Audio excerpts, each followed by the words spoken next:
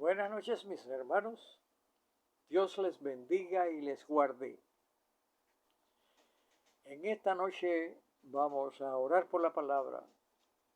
Padre amado, te damos gracias y en el nombre de Jesús, abre nuestro entendimiento, danos inteligencia, abre nuestra mente, abre nuestro corazón para que podamos entender esta palabra y que quede sembrada en cada uno de nosotros. Te lo pedimos, Padre amado, en el nombre de Jesús. Amén y amén. Hermanos, hoy vamos a estar disertando sobre el Evangelio de Lucas, capítulo 10, del versículo 25 al 37, el cual dice: se acercó un hombre de la ley, un escriba, y le preguntó a Jesús: Señor, ¿qué debo hacer para conseguir la vida eterna? Y le dice: ¿cuál es el primero y más grande de los mandamientos? Jesús le contesta con el Shama: ama al Señor tu Dios con todo tu corazón, con toda tu mente, con todo tu ser, con todo lo que tengas. Ámalo sobre todas las cosas y a tu prójimo como a ti mismo.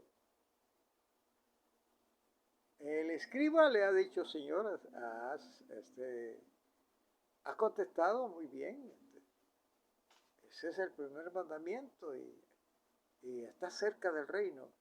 Pero aún queriendo justificarse un poco más, le dice: ¿y quién es mi prójimo? Jesús le contesta con una parábola. Un hombre venía subiendo de Jericó a Jerusalén y fue asaltado, malherido, despojado de todos sus bienes y lo dejaron casi muerto, tendido en el camino.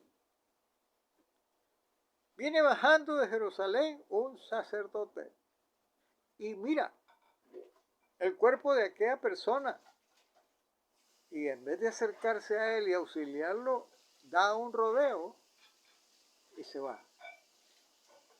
Viene un levita, que viene también del servicio del templo de Jerusalén, y mira al individuo, no sabe si está muerto o está vivo, pero también da un rodeo y se va. Pero viene un hombre cabalgando de Jericó a Samaria, de Jericó a Jerusalén, subiendo, y cuando vio a aquel hombre, dice que tuvo misericordia de él. Bajó de la cabalgadura, lo atendió, lo suavizó con aceite y con vino, lo vendó, lo montó en su cabalgadura y fueron a Jerusalén. En Jerusalén el mesonero o el que atendía a los huéspedes le dijo todavía: mira, cuídamelo, aquí te entrego este dinero, y si acaso vas a gastar más, yo te lo pongo en mi regreso. Parece que era un hombre comerciante y venía a visitar y a hacer algunas compras en Jerusalén. ¿Dónde está el meollo de la parábola? La palabra viene siendo una crítica definitivamente al templo y a la sociedad de su tiempo. Se supone que aquel sacerdote que sabía de la ley, que sabía completamente que tenía el deber de asistir al necesitado, que tenía que amar a su prójimo como si fuera su propia persona, lo mira. Según él viene justificado porque viene del templo, de las cosas sagradas, consagradas a Dios. Lo mira y pasa de lejos. Da un rodeo y pasa de lejos. Viene un levita que también, los levitas tenían su calendario de servicio. Una vez al mes tenían que presentarse al templo y hacer las cosas necesarias del templo. Se supone que venía de adorar y alabar al Señor con santidad. Y sabía de la ley. Sabía que amar al prójimo como a sí mismo, y pasa de largo. Y viene un hombre samaritano que posiblemente, bueno, era ajeno a la ley, no la cumplía, pero se movió en misericordia. Se compadeció de aquella persona que estaba casi media muerta, herida, pero que era el templo del Espíritu de Dios, porque tenía vida, y Dios es el que da vida. Y se conmovió él, auxilió a aquella persona, la vendó con aceite, suavizó las heridas con aceite y las esterilizó con vino y lo vendó. Luego, lo que andaba, su cabalgadura, que necesitaba para transportarse, montó al herido y él se fue a pie, cabalgando hasta a pie, caminando hasta Jerusalén. En Jerusalén le dijo al huésped, había huésped, cuídamelo, yo te pagaré al regreso lo que sea necesario.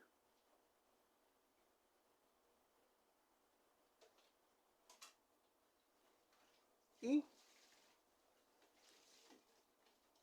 Jesús le pregunta al hombre, ¿quién de estos tres personajes fue el prójimo de aquel judío que estaba mal herido? Y el escriba contesta, el doctor de la ley le contesta, bueno, sí, es el que tuvo necesidad, claro.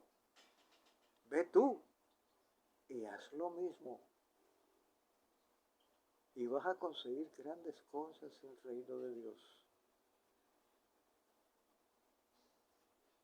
Lo primero que tenemos que explicar es que el amor de Jesús era tan grande. El amor a su Padre era incondicional. Había cumplido verdaderamente con el primer mandamiento: amarás al Señor tu Dios con todo tu corazón, con todas tus fuerzas, con todo tu entendimiento, con todo lo que poseas, con todos los bienes, con todo lo que puedas tener. Ámalo. Ámalo. Sobre todas las cosas. Y uno de estos mandamientos es precisamente que casi nadie los cumple. No cumplimos ese primer mandamiento.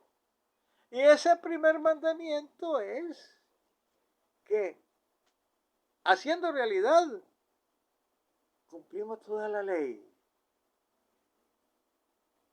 ¿Quiénes anteponen primeramente al César o a Dios? Damos a Dios lo que debe de darse, todo nuestro ser, toda nuestra existencia, todo el universo, toda su creación, incluyendo el César en aquel tiempo, le pertenecía a Dios.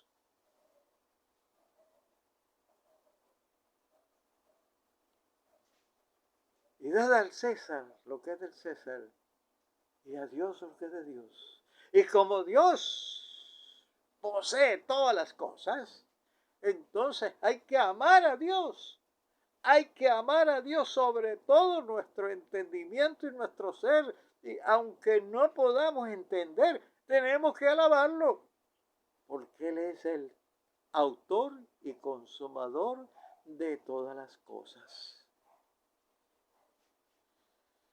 Pero ¿cómo podemos amar a Dios? Y todavía Dios, a través de Jesús y a través de Levíticos, nos dice, y amarás a tu prójimo como si fueras tú mismo.